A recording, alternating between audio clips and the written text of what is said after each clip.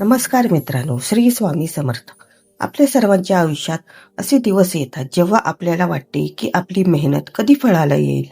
आपल्याला समाधानाचा, आदराचा आणि यशाचा दिवस कधी पाहायला मिळेल. प्रत्येक स्त्रीला वाटते की तिच्या कुटुंबात आनंद यावा, तिची प्रगती व्हावी आणि तिचे भाग्य चमकावे. पण मित्रांनो, तुम्हाला माहीत आहे का, जेव्हा एखाद्या स्त्रीचे भाग्य चमकणार असते तेव्हा तिच्या आयुष्यात खूप मोठा सकारात्मक बदल होणार असतो. तेव्हा देव तिला आधीच काही संकेत देऊ लागतो. हे संकेत वरवर पाहता कदाचित वाईट किंवा त्रासाचे वाटू शकतात, पण प्रत्यक्षात ती देवाने दिलेली पूर्वसूचना असते की तयार हो, आता तुझे दिवस बदलणार आहेत. जसे आकाश बदलल्याशिवाय वादळ येत नाही आणि गार हवा सुटल्याशिवाय पाऊस पडत नाही, तसे तुझे नशीब बदलण्यापूर्वी स्त्रीच्या आयुष्यात काही खास गोष्टी घडू लागतात. आजच्या या व्हिडिओमध्ये आपण अशा 6 संकेतांबद्दल सविस्तर जाणून घेणार आहोत, जे प्रेमानंदजी महाराजांनी सांगितले आहेत.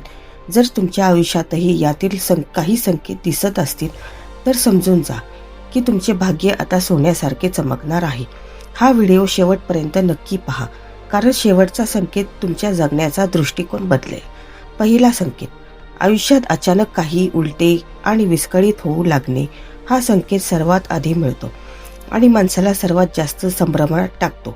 जेव्हा तुमचे भाग्य बदलणार असते, अगदी त्याच्या काही काळ आधी तुमची चाललेली कामे अचानक रेंगाळू लागतात.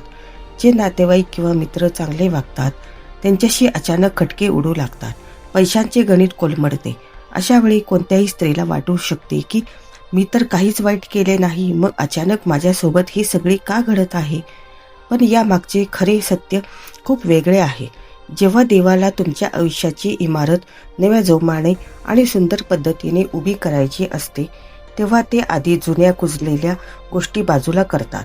जसे एखादे जुने घर पाडून तिथे नवा राजवाडा बांधायचा असेल तर आधी जुन्या भिंती तोडाव्या लागतात.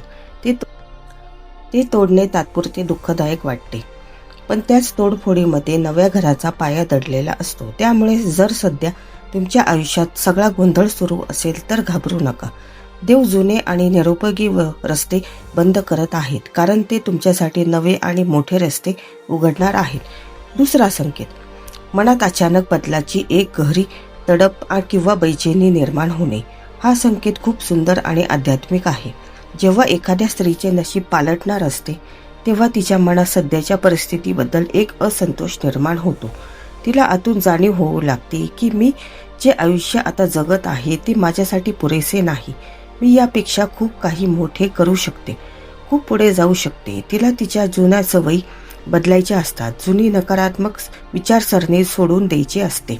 काहीतरी नवीन शिकण्याची, स्वतःच्या पायावर उभे राहण्याची किंवा स्वतःमध्ये सुधारणा करण्याची एक तीव्र इच्छा निर्माण होते. ही तडप तिला रात्री शांत झोपू देत नाही. काम करतानाही तिच्या डोक्यात हेच विचारचक्र चालू असते. मित्रांनो, ही बेचैनी दुसरी तिसरी काही नसून देवाने तुमच्या आत्म्याला दिलेली हाक असते. देव तुम्हाला सांगत असतो की उठ, तयार हो, तुझ्या नशिबात जे उत्तम लिहिले आहे ते मिळवण्याची वेळ आलेली आहे. म्हणून जेव्हा मनात अशी तडप निर्माण होईल तेव्हा तिला दाबू नका, तर स्वतःलाच बदलण्याच्या मार्गावर पाऊल टाका. तिसरा संकेत, जुनी नाती आपोआप तुटणे किंवा मागे पडणे. आणि आश्चर्य म्हणजे त्यापासून मनाला जास्त दुःख न होणे.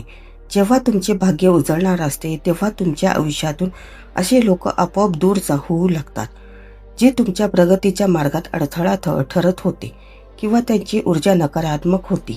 एखादी खूप जुने मैत्रीण अचानक शांत होते किंवा एखादे नाते जे आधी खूप महत्त्वाचे वाटायचे ते आता तितकेसे महत्त्वाचे वाटत नाही.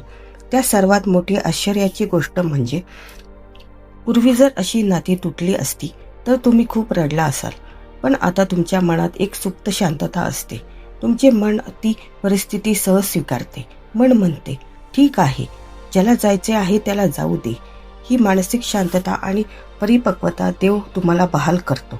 देव तुमच्या आयुष्यातून चुकीचे लोक हटवून तुमच्यासाठी प्रामाणिक, प्रेमळ आणि नशिबाला साथ देणारे नवे लोक आणण्याची तयारी करत असतो. त्यामुळे नाती तुटल्यास मनात कडू भावना ठेवू नका. चौथा संकेत, आयुष्यात एकटेपणा वाढणे, पण त्याच वेळी आतून एक अद्भुत मानसिक शक्ती जागृत होणे. भाग्य चमकण्यापूर्वी बऱ्याचदा स्त्रीला गर्दीतही एकटे असल्यासारखे वाटते. आजूबाजूला सगळे असूनही मनाच्या कोपऱ्यात एक रिकामी पण जाणवते. मला कोणीच समजू शकत नाही. पण याच एकटेपणाच्या काळात तुमच्या आत एक वेगळाच आत्मविश्वास जन्माला येतो. पूर्वी ज्या गोष्टी, ज्या कामांची तुम्हाला भीती वाटायची, ती भीती आता नाहीशी होते. ज्या निर्णयांसाठी तुम्ही आधी दुसऱ्यांवर अवलंबून असायचा, ते निर्णय आता तुम्ही स्वतः घेता. पण तुमच्या स्वतःच्या बुद्धीवर आणि विचारांवर तुमचा विश्वास दृढ होतो. हा एकटेपणा म्हणजे देवाने दिलेली एक सुवर्ण संधी असते, ज्यामध्ये देव तुमची ओळख स्वतःच्या तुमच्या अथांग शक्तीशी करून देत असतो. देव तुम्हाला शिकवतो की तुम्ही स्वतःमध्ये पूर्ण आहात. तुम्हाला कोणाच्याही कोबड्यांची गरज नाही. जेव्हा एक स्त्री स्वावलंबी आणि मानसिकदृष्ट्या मजबूत बनते, तेव्हा तिच्या चमकणाऱ्या भाग्याचा पाया रचला जातो. 5वा संकेत. निसर्गातील किंवा आजूबाजूंच्या छोट्या गोष्टींसुद्धा तुम्हाला काहीतरी शिकवून जाऊ लागतात. जेव्हा स्त्रीचे नशीब उजळणार असते, तेव्हा तिची निरीक्षण शक्ती आणि मन खूप तीक्ष्ण होते. ती प्रत्येक गोष्टींकडे एका वेगळ्या दृष्टिकोनातून पाहू लागते. एखाद्या उमलणाऱ्या फुलाला पाहून तिच्या मनात आशेचा किरण जागतो. एखाद्या लहान मुलाचे निष्पाप बोलणे ऐकून तिला जीवनाचा अर्थ समजतो. कोणाचे तरी दुःख पाहून तिला तिचे दुःख लहान वाटू लागते. कधी कधी रस्त्याने चालताना एखादा अनोळखी माणूस अशी काही गोष्ट बोलून जातो जी थेट तिच्या मनाला भिडते. रेडिओवर किंवा मंदिरात एखादे भजन ऐकू येते, ज्याची एकच ओळ तिच्या प्रश्नांचे उत्तर देऊन जाते. अचानक एखादे असे पुस्तक तुमच्या हातात पडते जे तुमचे विचार बदलून टाकते. मित्रांनो, हे सगळे केवळ योगायोग नसतात, तर ते देवाचे इशारे असतात. देव तुम्हाला प्रत्येक माध्यमातून येणाऱ्या भविष्यासाठी तयार करत असतो, तुमचे ज्ञान वाढवत असतो. आणि जी स्त्री अशी जागरूक बनते, तिच्या भाग्याचा मार्ग खूप वेगाने मोकळा होत असतो. 6वा संकेत. परिस्थिती कितीही कठीण, निराशाजनक असली तरी मनाच्या एका कोपऱ्यात आशेचा दिवा सतत जळत राहणे. जेव्हा सर्व बाजूने संकटे आलेली असतात, कोणताही मार्ग दिसत नसतो, जग म्हणत असते की आता काही होऊ शकत नाही, अशा अत्यंत वाईट काळातही त्या स्त्रीच्या आतून एक छोटीशी पण ठाम आवाज येत राहतो की नाही, सगळे ठीक होईल, एक दिवस माझाही येईल, देव माझ्या सोबत आहे. ही जिद्द, ही आशा जग देत नाही, तर हा विश्वास स्वतः देवच तुमच्या मनात निर्माण करत असतो. जेव्हा देव तुमच्या मनात ही आशेची ज्योत जिवंत ठेवतो, याचा अर्थ असा आहे की तुमच्यासाठी काहीतरी अत्यंत मंगलमय आणि मोठे घडणार आहे. हीच ती आशा आहे जी तुम्हाला देवाशी जोडून ठेवते. आपल्या पुराणात कुंती मातेने उदाहरण पाहता त्यांच्या आयुष्यात दुःखाचा डोंगर कोसळला होता. पांडवांना घेऊन त्यांनी आयुष्यभर संघर्ष केला, पण कुंती मातेने कधीही आशा आणि देवावरील विश्वास सोडला नाही. त्यांना माहीत होते की भगवान श्रीकृष्ण त्यांच्या पाठीशी आहे आणि याच अतूट विश्वासाने शेवटी पांडवांना विजय मिळवून दिला. कुंती मातेची ती आशाच त्यांच्या भाग्याची सर्वात मोठी ताकद ठरली. आज जी स्त्री संकट असतानाही ही आशा टिकवून ठेवते, तिचे भाग्य चमकणे निश्चित असते. प्रेमानंदजी महाराज म्हणतात की या सर्व संकेतांनी मिळून एक स्त्री तयार होते, जी मोडून पडली तरी पुन्हा खंबीरपणे उभी राहते, जी बदलांना घाबरत नाही, जी एकटेपणा स्वतःला शोधते आणि जी कधीही हार मानत नाही. अशा स्त्रीच्या नशिबाची कोंडी कोणीही करू शकत नाही, कारण तिचा हात स्वतः देवाने धरलेला असतो. पण इथे एक गोष्ट समजावून घेणे खूप गरजेचे आहे.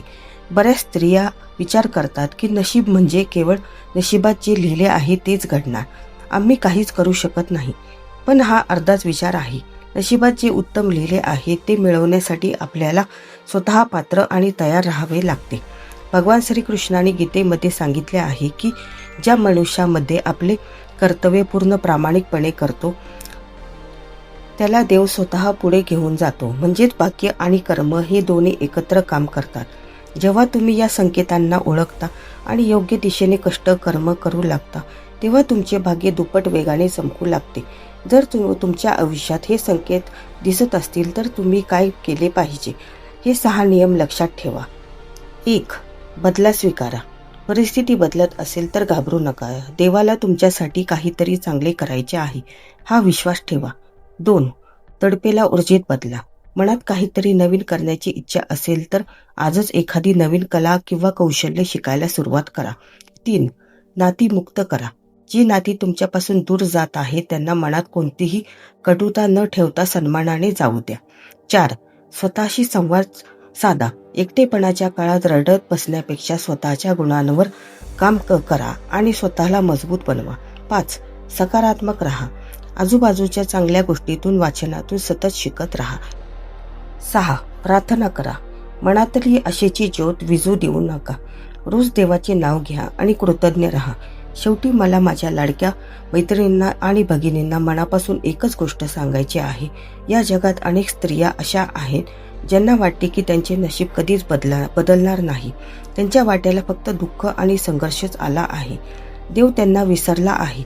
पण आज हे लिहून घ्या की देव तुम्हालाही विसरला नाही.